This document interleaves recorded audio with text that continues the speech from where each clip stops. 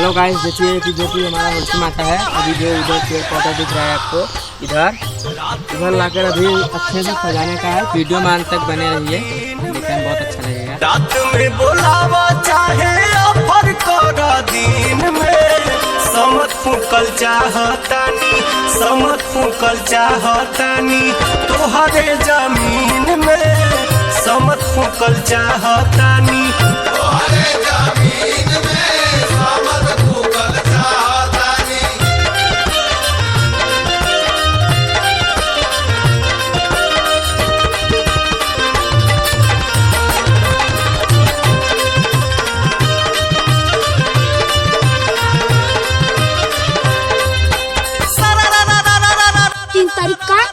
तुलसी माता का दान है। आप लोग आइए, जो हमारे आस पड़ोस के गाँव हैं आने का कष्ट। तुलसी माता की जय।